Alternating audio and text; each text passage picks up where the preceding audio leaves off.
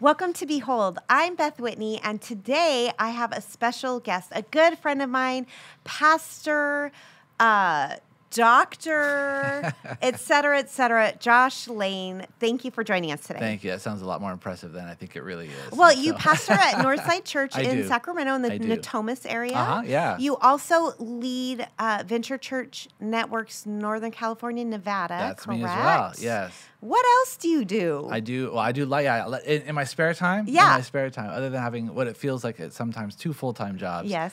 I do a lot. I got married not too long ago. Yes. And so enjoying Congratulations. the married life to a teacher.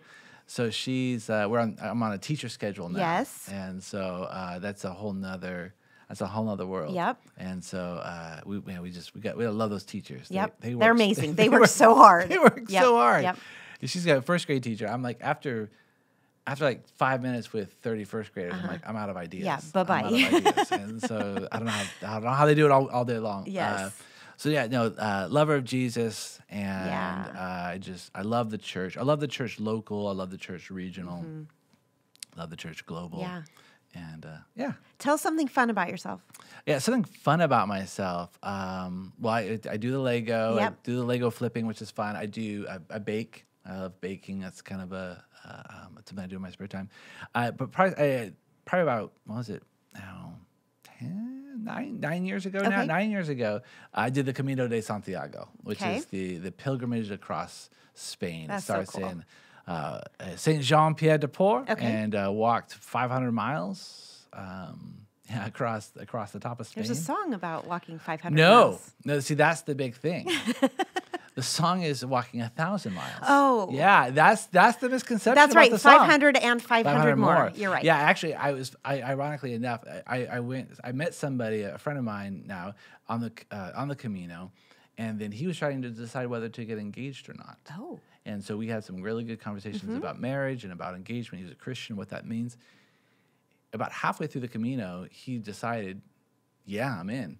And so he started walking faster, and that's the last I saw of him. He goes home, he gets engaged, and they get married. Yeah. I go into their wedding. At their wedding, they play by Sleeping at Last. Yes. The rendition is very beautiful of I Want to Be. And it was like, oh, so sweet. He walked 500 miles. I'm like, but he actually would need to go back and do it again. Yes, do it again. Because, he still hasn't walked 1,000 miles for her. So That's anyways, so cool. But yeah, it was really great. It's a pilgrimage, a metaphor for life. You should write a book. People have written books about the I bet they Camino. have. Yeah, they I bet have. I've read none of them. I've read some of the Walk West, which is in the 70s, a guy who the Walk Across America. Anyway. Oh, yeah. Fascinating. Super that fascinating. one I don't know. But yeah, thousands of people are doing this. And so it's just really great community. Yeah. And a really cool experience. Just you wake up and you walk. You walk. And then you go to bed and you wake up the next day and you walk again. Wow. And you keep doing that for 5 weeks. Wow. Yeah, it's really powerful. So almost a marathon a day, give or take? Not quite a marathon Okay. a day. You're going about 17, 18 miles. Oh, not quite a marathon. Just 2/3 of a marathon. Yeah, well, with a backpack. Josh, today we're going to talk about narcissism. Yes. Which you wrote your dissertation on. Correct. And it's going to be a great conversation. I hope those of you listening are fascinated and just get a little more education of what narcissism is and isn't. That's the Here hope. we go. All right.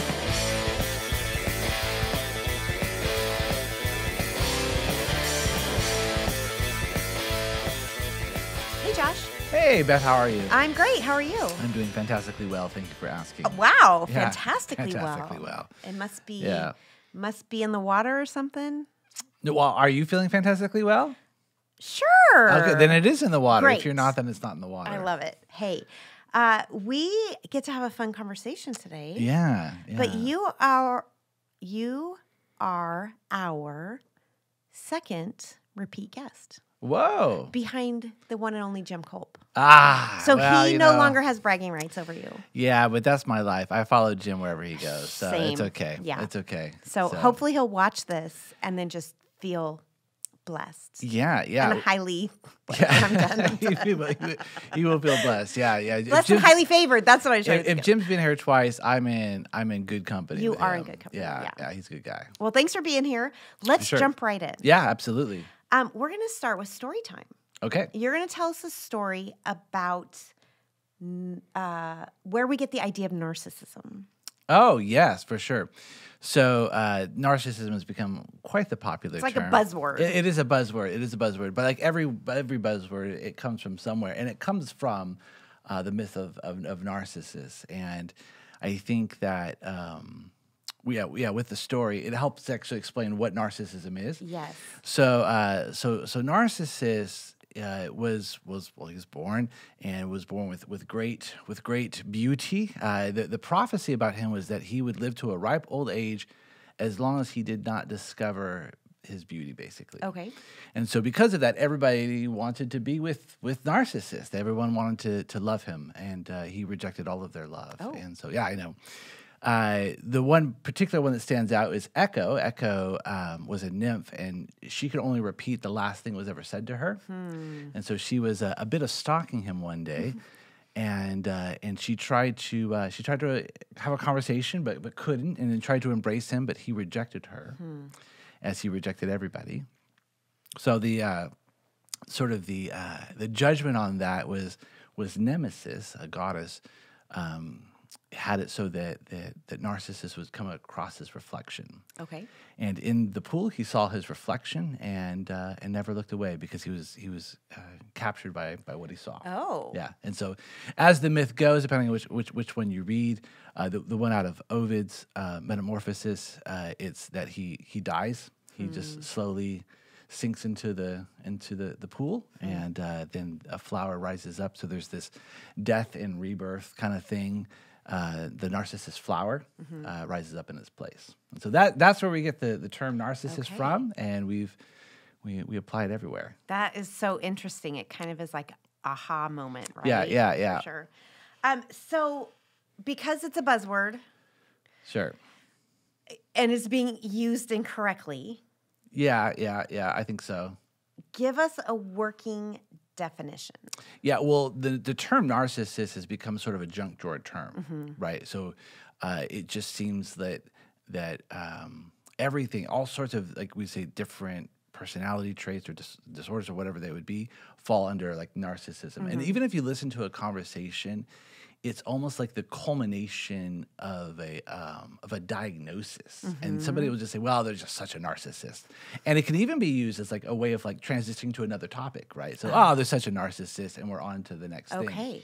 But when I started doing some research on it, I was really curious, like what do you mean by that? When you say narcissist, what do you mean? And I found that people were using narcissism synonymously with a lot of other terms. Like arrogance, pride, sort of self-love. Like they're so consumed with themselves. They're so selfish. They're such a narcissist.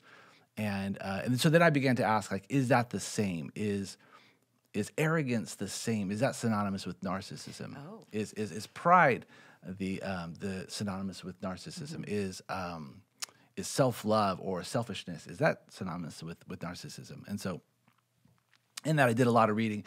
And I had to come up with a working definition. Yeah. And my definition, so Diane Langberg, she's done a lot of work in this. So her definition is that narcissism at its core is the preservation of myself as good and great. And there's no agreement when all of these people that are writing narcissism, there's no agreement on any sort of definition. And so I really liked her definition and a lot of her work. And so then I for my work, I just did a modified version of that, which is that narcissism is the protection and promotion of the false self as good and great to the detriment of the true self. Okay. So then with what she did, I just kind of broke it out into like true self versus false self. And then instead of the preservation is the protection and promotion of the false self as good and great to the detriment of the true self. Okay.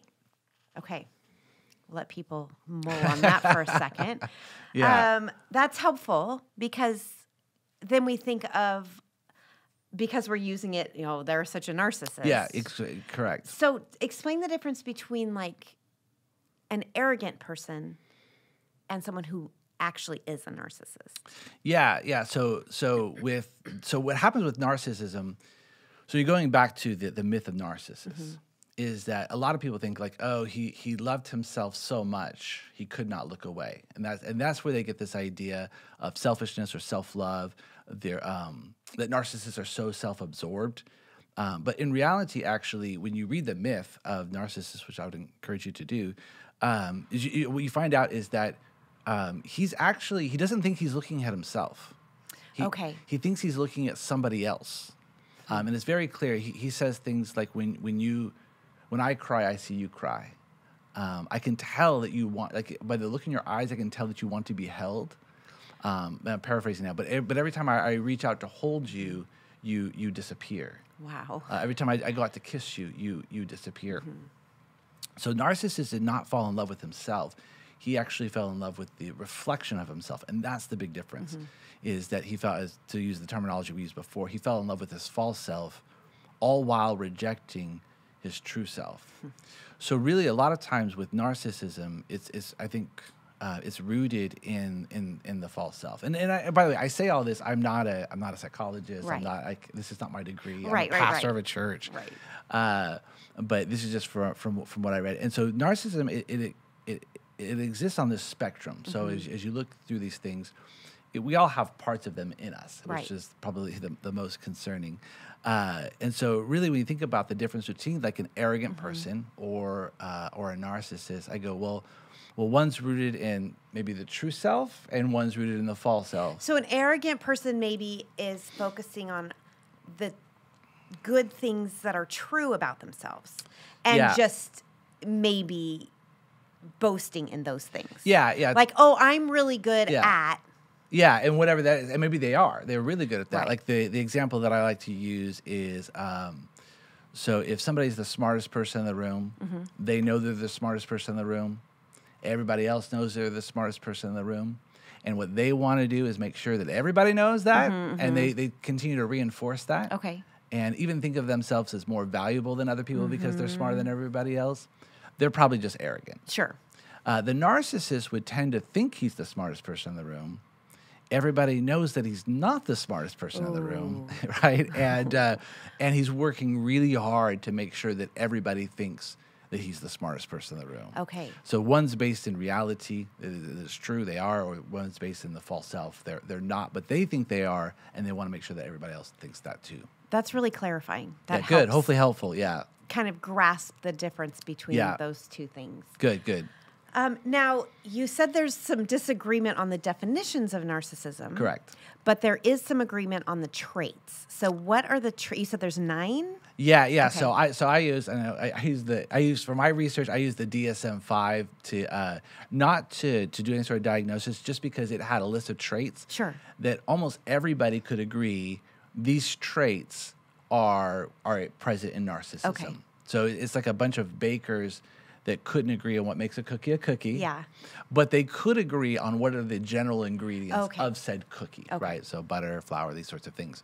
And so the DSM-5 has 9 of them. And those, there's 9 that are, they would say are prevalent. If they're prevalent, and with the DSM-5 says if you have 5 out of the 9, you're probably working with a personality disorder.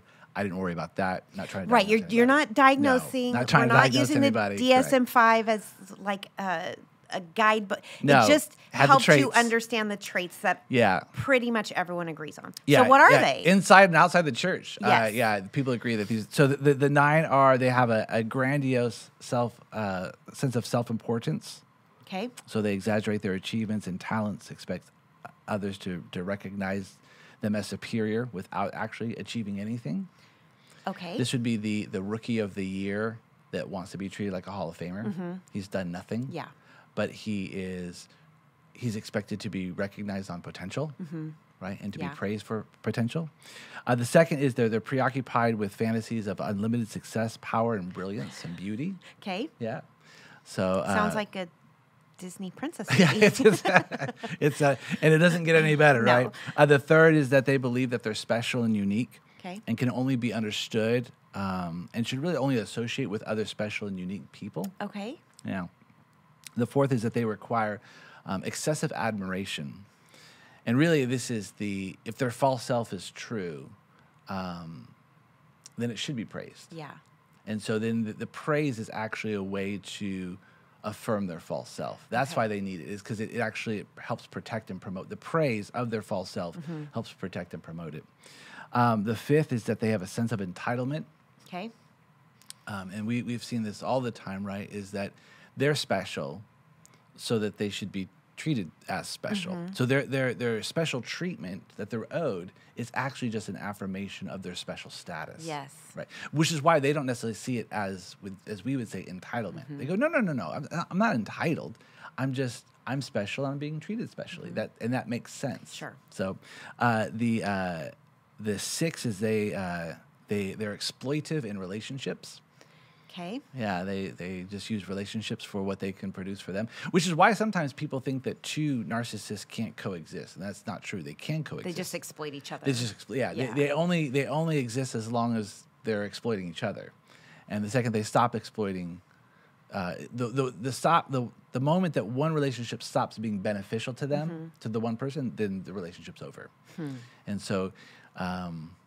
Yeah, as if you're running with a narcissist. Now, narcissists aren't the only ones that exploit relationships, right? But it is common with, So relationships are a means to an end. Yeah. Okay. The other is that they lack empathy. They're unwilling to connect with the pain of anybody else. Okay. This is the one, the lacking of empathy, from what I've seen and from what I've read, is the most prevalent of them all. So that's actually the one that really kind of triggers everything else, is that they have a lack of empathy. And truth be told, it makes sense. Yeah. They can't connect with their own pain. And so they have no shot at connecting with the pain of another. Sure. Nor would they be able to see how their actions have caused great pain to other people. Yeah. So if you've ever been in the wake of a narcissist, do they not see all of this death and destruction that lays in their wake? And the answer would be no. They don't. Yeah, no, they don't. No, because they lack empathy. The eighth one is that they're envious of others. They're often envious of others, and they believe that others are envious of them. Oh. Yeah, of course, right? Because there's always if only everyone could be like me. Yes, but they're also envious. They're very competitive. That's the idea, is that because it's their false self pitted against the false self of other people. Yeah. And then the last one is then they show, which is what most people think, they show arrogant and haughty and prideful behavior. And so that's the ninth one is what most people think of when they think narcissism. Right. That's probably the last one, but but it makes sense. And once again, like if your false self is true, I'd be arrogant too. I'd be arrogant too. Maybe if I have this created being, or created idea of what I am, correct. Yeah. I'm pretty awesome because I'm whatever I've imagined in my own mind. Correct. Yeah. Yuck. No, truth be told, you do enough reading on it, which I've done probably far too much reading on it. It is a dark rabbit hole that you can fall down. Yes. Yeah. But kind of what we were talking about at the beginning, you said it's on a spectrum. Yeah. So you could see someone might have all 9 of these traits, and they're way far on this end. Yeah. And someone might just have a little too much arrogance in who they think they are. Well, yeah. And maybe not any of the others. Yeah, exactly. Well, yeah. I mean, could you even think about something like the ones like demands excessive praise? And you're like, well, define excessive, right? Because, praise is nice in the sense of like you want to know that you did a good job. Sure. Those aren't terrible things. You want to know that you're a good husband or a good wife or a good mom or a good dad. Those aren't terrible things to want. So that's why that it does exist on a spectrum, right? It's funny. So I'm going to confess something. Maybe I shouldn't. Sure. But my husband is an introvert and I'm an extrovert. Right. I like attention. Yeah. And one day, just jokingly, he's like, "How much attention do you need?" And I just said, "All of it." Like, all of it. Yeah. Is that asking too much? I want a parade when I get home. And he's like, "I don't need the welcome wagon." And I'm like, "Can you guys bang the drum and welcome me home? Yay, mom's home, boom, boom." Yeah. Anyway, so you're checking a box. Maybe I'm a narcissist. Well, I said, if you do enough reading, you realize that the problem's not only out there. The problems is within all of us. Sure. And that becomes convicting, right? Yes, and truth be told, we're more responsible at the traits that are being developed inside of us than we are the ones that are being exhibited in the world. Yes. Yeah, because we can't control the world, and we shouldn't expect the world to behave like Christians. No, it's true, but it's also easier to identify. Oh, sure. in the world than it is to identify in us. Yes. Right? We can see the arrogance out there. Yes. It's hard to see the arrogance inside of us sometimes. Yeah. Okay, so let's talk culture. Sure. First of all, is our culture at large narcissistic? How so? And then we'll talk about the church. Yeah, sure. There's been a lot of writing on this, Yes. which is that, we live in a very narcissistic culture, Yeah. which is not surprising, especially when you talk about image, right? We live in a very image culture. You think about the disconnect between what's posted on social media. This happens all the time, right? The disconnect between what's posted on social media and the actual life that they're living. Sure. Right? According to their Instagram or their Facebook or whatever they have, their TikTok, their Twitter, they're living a far more interesting life than they're actually living. Right.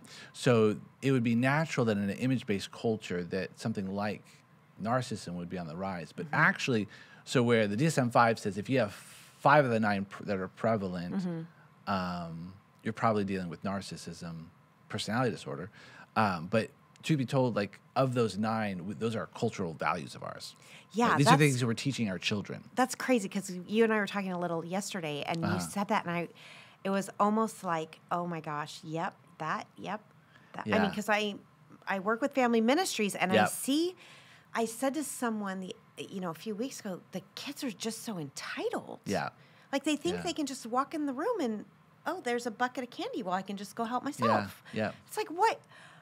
Yeah. So entitlement is, so for instance, entitlement is one of those. You don't ever settle for second best. Right. You deserve the best. Yeah. You deserve the best. That's entitlement. Take the world. The world is yours for the taking. Yeah. That's entitlement. Yeah. And these are the things we're teaching them. A sense of uniqueness. You're very unique. A sense of specialness.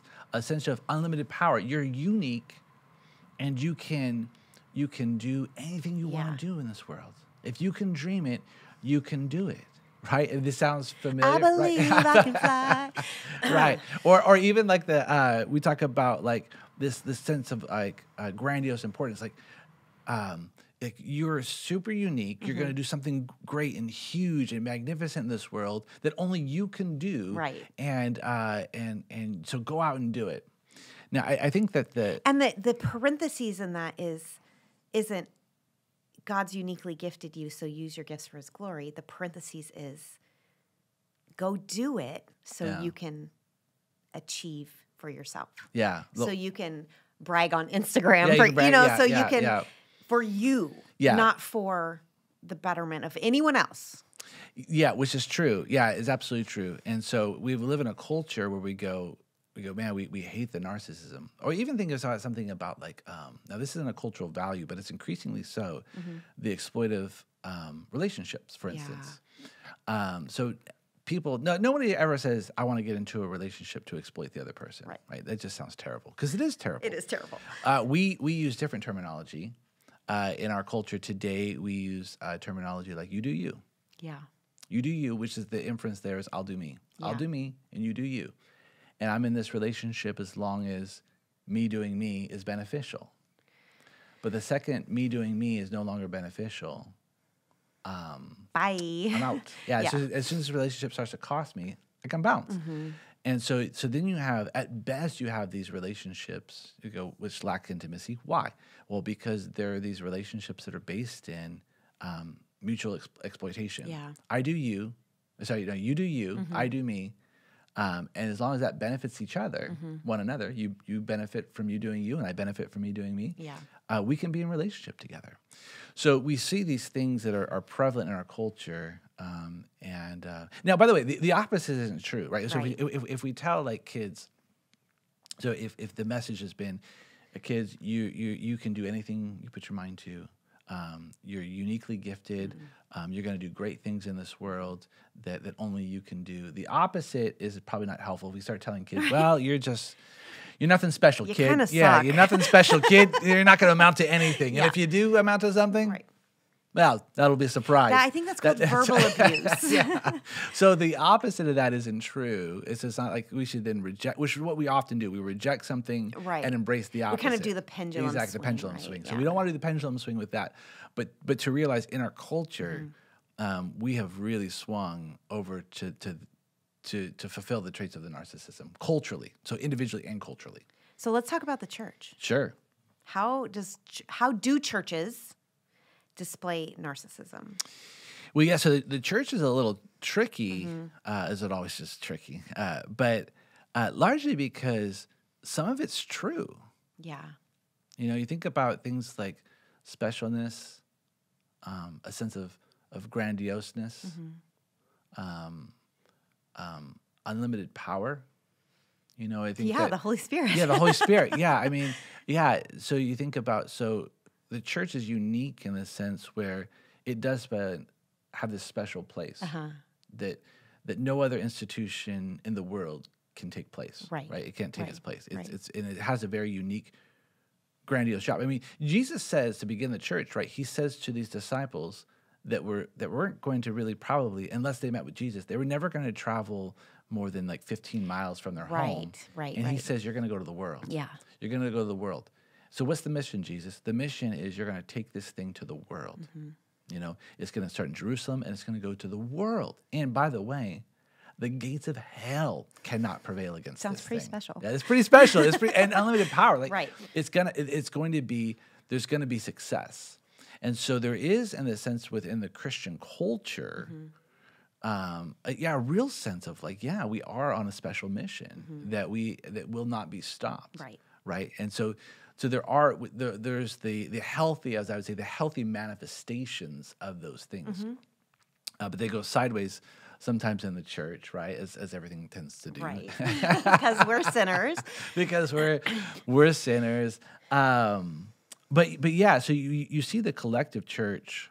And so what happens a lot of times, sometimes can happen in churches, is the goodness and greatness. So what was true of the person, the protection and promotion of the false self is good and great to the detriment of the true self, is that whatever is being experienced individually, then it starts being experienced collectively. Okay.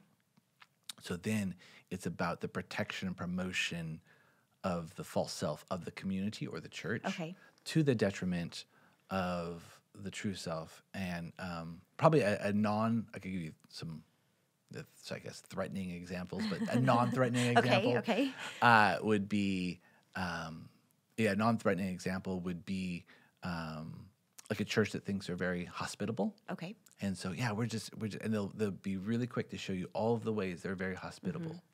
The problem is that everyone that comes in that's not a part of that community feels like they're very cold and cliquish. Okay. And that's the false self. That's the false self, that we're a hospitable church. And look at all of these things. And then the moment anybody would come in and say, I don't think that you are, we think that you're very cold and cliquish, they have to be, in order to continue to protect and promote the false self as good and great, they have to then reject the person. And so that's how those people will come in. There'll be an outside voice, outside ear for a little while. And unless they protect and promote the false self, they will then be, as we say, excommunicated. Yeah. Probably a more threatening one would be, say that, for instance, the case of sexual abuse. Okay. People think, well, how could sexual abuse continue on in a systematic way in a church community? You go, well, because there's this, we need to protect and promote the false self, which is we are a good, great, loving church, loving community that would not harm anybody. Right. Except for you have all of these stories of harm and abuse. And then those have to be dismissed, buried, hidden, so that they can continue to protect. And even when those stories start to come to light, you go, well, we can't say this. You can't say that. We can't expose that. Yeah. Why? Well, because if that's exposed, then it's going to damage what people think about us. Our false self. Yeah. And ironically, and ironic enough, is that that's the only way for it to stop. Yes, for it to be exposed. Is for it to be exposed. Yeah. So you were telling me an example yesterday of, let's say there's a church member Yeah. Who you say, "Oh, tell me about your church," and they say, Yeah. "Oh, we're doing kids camp, and our high schoolers are going to LA, and the college group's going to Mexico, and we're supporting this many missionaries." And so, tell me a little bit how you would handle that conversation. Yeah. Well, so that's because I'm as a pastor, I talk with people from other churches all the time, and sometimes even depending on the size of the church, I'll ask them what church do you go to, and if it's a very large church. It's almost like this prepare to be impressed. I go to, and then fill in the blank, and I go, oh, and it says, so what are you guys doing right now? And they go, oh, well, we're doing our VBS, our kids camp. We're sending students to build churches in Mexico, and we're feeding the homeless, and we have this great discipleship program, and expository preaching, whatever it would be. Like they just have all these great, wonderful things that their church is doing. Great, but then if I were to dig down deep, and I'd say, so do you go on any of those? Are you a part of the discipleship program? No. Okay, do you financially support any of those projects? No. Do you financially support the church at all? No. So then I'm like, I don't ask these questions, but then I think so then exactly what are you doing? Yeah. And the answer is like, well, I go there. So your attendance. Yes. And you also bow your head when they pray for said events. Yeah. Yes, I bow my head and pray. Okay, great. And not to discount prayer. Right. But what they're doing is, in those moments, what they're doing is they're borrowing the goodness and greatness of the collective as healthy expressions, not as narcissistic expressions, as healthy expressions. They're borrowing that goodness and greatness and then applying it to themselves. Would it almost be like me getting a famous athlete's jersey and thinking that, wearing it and thinking that I would deserve all the accolades that athlete deserves by wearing his jersey? Yeah, I have to think about that. Yeah, maybe like a jersey, maybe maybe that, or feeling, I would say this, maybe feeling like you're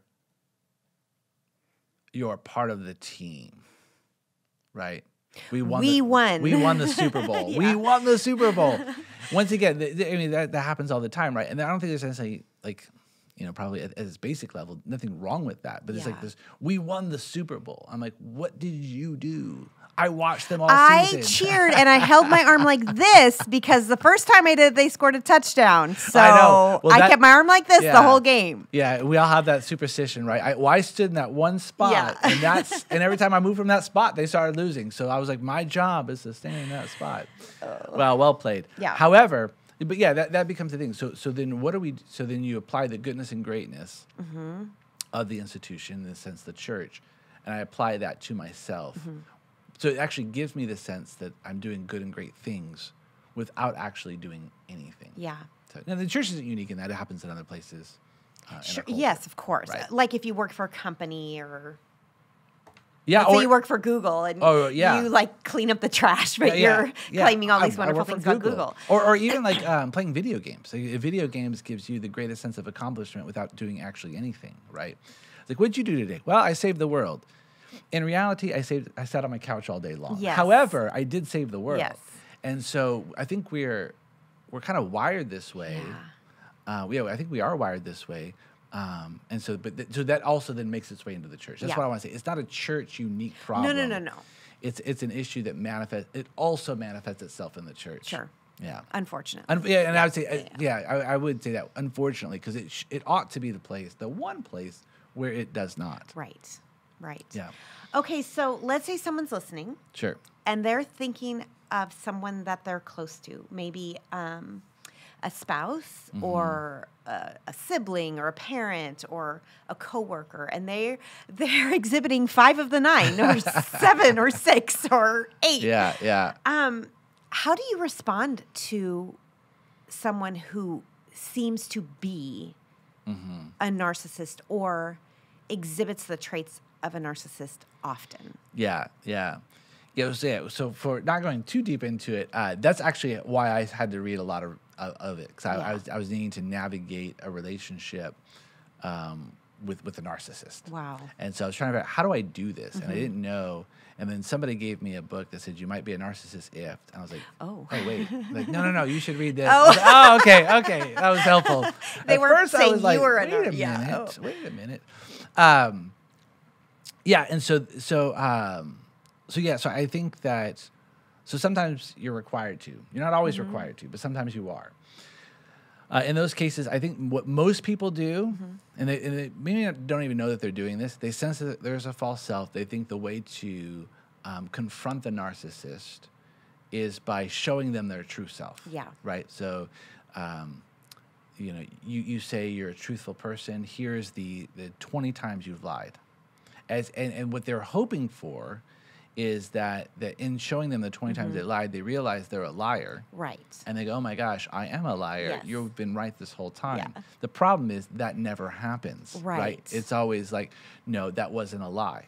Or there was a reason why. There's always a context and a reason and a justification that, by the way, they've already worked on it. Right. They are 4 steps ahead of you on that. Ooh, yeah. So they've already figured that out. So a lot of times people think it's to confront the narcissist with their false self. Sure. With their true self. And as what they have found is that anyone that's listening has done that. It wasn't super helpful. Okay. What they ended up getting was some sort of, like, as they call it, narcissistic rage, and that can look as lashing out.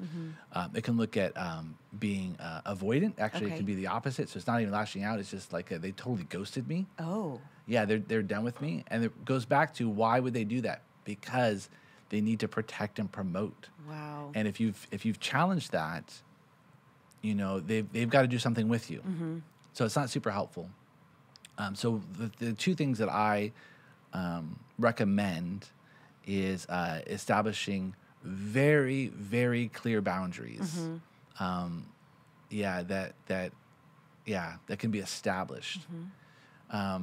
Narcissists don't do well with boundaries. One of the things is they have unlimited power, right? And to then put boundaries on them actually limits their power. Yeah. Now, you can't limit their power out in the world, but you can hopefully limit their power with you. And so I would say establish some really clear boundaries. And there's Cloud and Townsend have done a lot of stuff with boundaries that is super helpful about how to establish clear boundaries. Because you're trying to limit their effect in life. And it's like I said, some of these relationships you can't help but be in, right? I mean, if you're married, if it's a parent or a child, I mean, those aren't decisions you get to either opt in or out of. So you have to figure out how to navigate. The other thing I would say is then cultivate, and this is the hard part, probably harder than establishing and keeping boundaries. Okay. Is cultivating empathy for them. Okay. I think one of the things we do with narcissists or narcissism is we call the person a narcissist so that it justifies our mistreatment of them. Oh, yeah. Right? Yeah. Yeah. Why would you do that? Because that's what they did to me. Why would you? Because they're such a narcissist. Like, all of a sudden, because they're a narcissist, all gloves are off. You can lie, cheat, and steal. Yeah. And so you can exploit the relationship. You can exploit them. Yeah, exactly. So what I would say is that cultivate empathy. It's the one thing that they cannot do. Yes. And I think often what the response is since you're going to withhold empathy from me, I'm going to withhold it from you.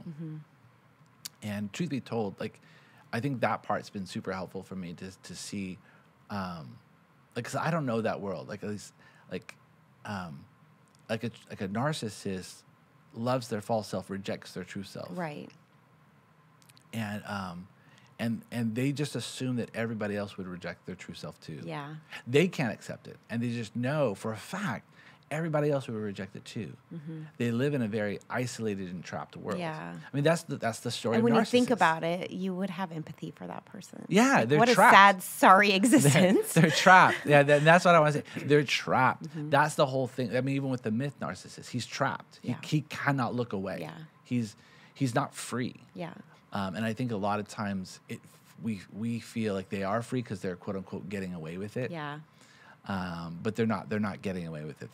They're trapped a lot of self-loathing, self-hatred. Yeah. A lot of shame. Wow. Yeah. So I would say cultivate empathy for them. Yeah. And then you focus in on the narcissist within, right? Yeah. It's like I said, it's easier to identify and deal with, quote unquote, the narcissist What out you there. struggle with and not what I struggle with. Exactly. Yeah. Yeah. And that is then to put to death the false self, and then to embrace your true self. Yeah. You know. And if you are in Christ, your true self is Absolutely. Christ. It's Christ. It's beautiful. It's very beautiful. It's better than any false self you could create. Yeah, which is what Jesus says, not a little bit, but a lot. But Jesus talks about, this you have to die to yourself in order to live, right? Yep. If only he would have said something really cool like that. Yeah. And I think a lot of what he's saying is that you have this false self that was, to use our terminology here, that was, or a self that was fractured at the fall. And you need to die to yourself in order to find life. Yeah. And so we see this. And so one of the things I encourage people is that you don't have to kill your false self to everybody, but you need to be killing it to somebody. Yeah. And I think that comes through the discipline of confession.